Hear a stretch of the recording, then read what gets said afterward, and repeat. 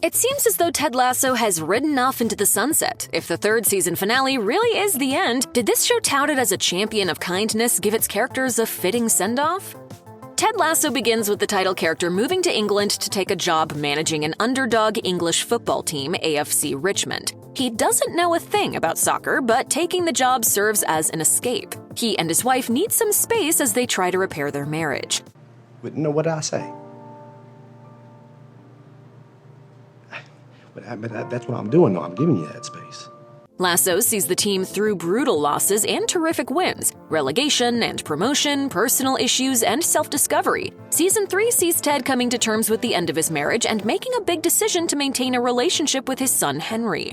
The start of the third season also sees wonder kid Nathan Shelley coaching West Ham United. The former Richmond kit man grapples with his newfound responsibility before quitting and trying to rediscover who he is. Roy Kent also goes on a journey of self-discovery after a breakup with Keeley, and even Coach Beard finally spreads his wings and learns to fly on his own. Several players on the team also go through personal plights as the season progresses. Colin shares his sexual orientation with the team, Jamie learns how to be a team player, and Sam opens the Nigerian restaurant of his dreams.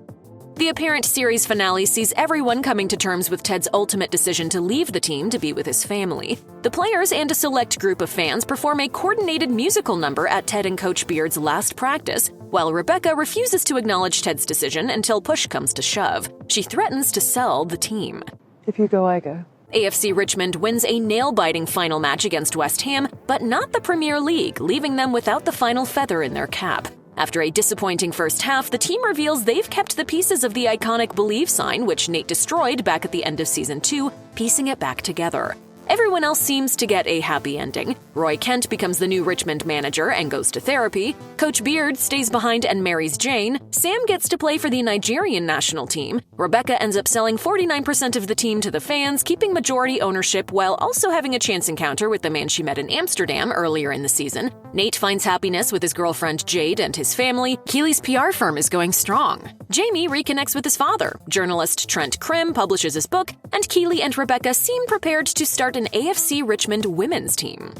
Throughout the series, Ted does what he can to make the lives of those around him better. So when his marriage fails, it's almost impossible for him to mentally grasp because he couldn't make Michelle's life better or keep her happy no matter how hard he tried. Season 3 sees Ted learn how to accept what he can't control and to let it go, especially with help from Rebecca, who went through something similar in the aftermath of her divorce from Rupert. Rather than continue to run away from what he can't control, Ted decides to go back home to Kansas, even if it means he is returning to an environment that reminds him of his failure. Acceptance is a significant theme across the series, particularly in the final season, and not just for Ted. Rebecca accepts that there is nothing she did to cause her ex-husband Rupert to cheat on her with younger women. It's something he will always do, no matter how young or perfect his wife is. She also has to accept that her marriage prevented her from doing some things in her life. She goes to a fertility specialist early in the season and discovers she can no longer have biological children, forcing her to come to terms with the loss of that possibility. Season 3 also puts a spotlight on Colin, who's closeted and worried about coming out to the other players on the team.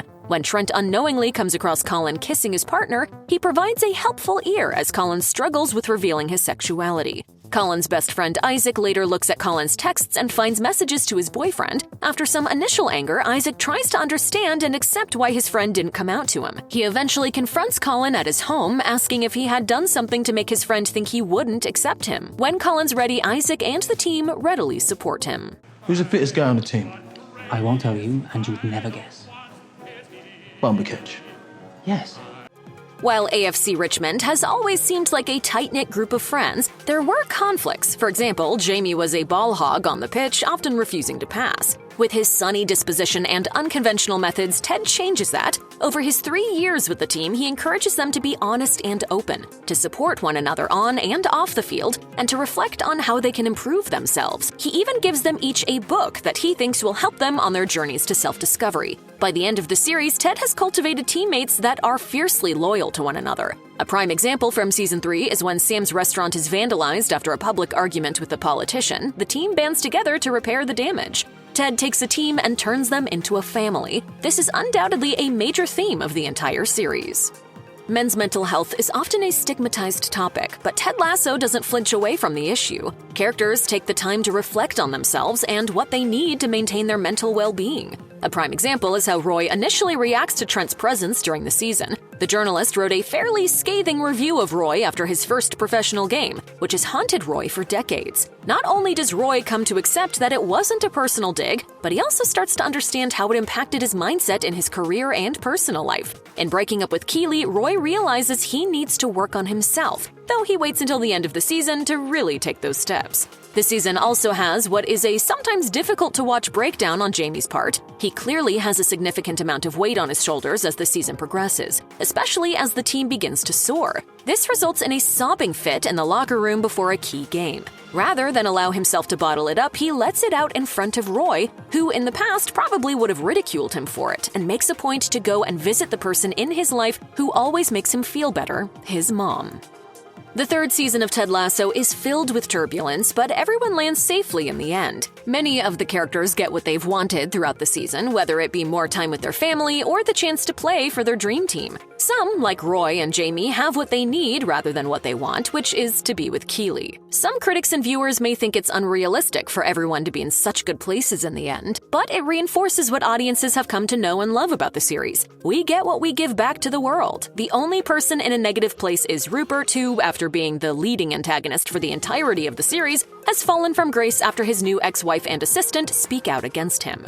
The people who put in the work are in a better place now, which is all Ted wanted for them when he met them 3 years ago. He made a lasting impact that has helped the people in his life discover new things about themselves, including what brings them fulfillment.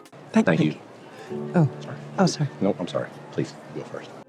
The ending of Ted Lasso seems to wrap most things up with a bow, almost too neatly, according to some fans and critics. The montage of everyone's happy ending plays out on screen only for the next cut to be Ted waking up on the airplane, landing back in the United States for the first time since leaving for England. This has caused fans to question whether the happy endings we see are actually Ted's dreams. There is an argument to be made that what we are seeing is what Ted wants for them and not what actually happens. Ted isn't present during the wedding sequence, which seems odd considering how close he and Coach Beard are. Wouldn't he fly back to see his best friend get married in front of Stonehenge? In a Reddit AMA, Brendan Hunt, who plays Beard and co-created the series, had an answer. When asked if the wedding is real or in Ted's mind, Hunt simply replied, real. But then fans wanted to know why Ted wasn't at Coach Beard's wedding. Hunt explained that the character's friendship has had periods of not seeing each other, and he expects that the future we're seeing falls into that. He also argued the reasoning is narrative, and it would be anticlimactic and deflating if we suddenly see him back there before we even see his plane land. The creators and cast of Ted Lasso have been upfront about the future of the series, or lack thereof. In an interview with Deadline, Jason Sudeikis, who co-created the show and plays Ted, made it pretty clear, saying, "This is the end of this story that we wanted to tell, that we were hoping to tell, that we loved to tell." There's a lot of things we don't get in life that we want, but it's the journey to get there. So I have to get kind of done with this chapter. Fans have known that the series was designed for 3 seasons for quite some time, particularly after Brett Goldstein, who plays Roy Kent and is a writer on the show, confirmed the designated end in 2022 to Variety, stating it was planned as 3. In his Reddit AMA, Brendan Hunt expressed that nothing is set in stone at the moment, but the creative team needs to rest before they talk about the future of the series and characters. He explained, "We don't know. We need a break and we'll take one presently. Nothing has been ruled out, everything is possible, but that includes the possibility that we're done. We won't know until we've sat with it for a while, decompressed, etc." Even though the series is likely over, the team isn't writing off the possibility of developing a spin-off series or 2. Sudeikis told Deadline that spin-offs were still on the table, saying, "I think that we've set the table for all sorts of folks to get to watch the further telling of these stories." Hunt reaffirmed the chance of a spin-off in his Reddit AMA, confirming that discussions still need to happen after a well-deserved break. When asked about the chance of a spin-off about the AFC Richmond women's team Keely and Rebecca plan in the finale, Juno Temple, who plays Keely, didn't rule it out in an interview with Deadline. She noted that the series showcases female friendships, adding, "It would be amazing to see how they would continue to do wonderful things together." Hannah Waddingham, who plays Rebecca, echoed Temple's thoughts in her own interview with Deadline, commenting, "I love the arc of Keely's character to present something to Rebecca that she hasn't thought about." Also, in an interview with Deadline, Phil Dunster, who plays Jamie, offered the view that it's all right if this is the end, saying, "I would love for there to be more, but also, if that's all she wrote, let it be." As far as we know right now, the third season of Ted Lasso is indeed the end. As the end of a series, it provides closure for most of the storylines fans dug into over the span of 34 episodes. From Ted learning to accept what he can't change to Roy realizing he needs to grow for himself and himself alone, the team comes out on the other side of their time with Ted with a new perspective on life and memories that will last forever. The end of Ted Lasso also means the end to some important on-screen representation of men's mental health, from Ted's panic attacks to Nate's implied depression after quitting his dream job. In turn, the series also shows its characters doing the work to better themselves by going to therapy, something that is still stigmatized in many places today. Hopefully, Ted Lasso will always be available to watch on Apple TV+, helping break the stigma for new audiences for years to come.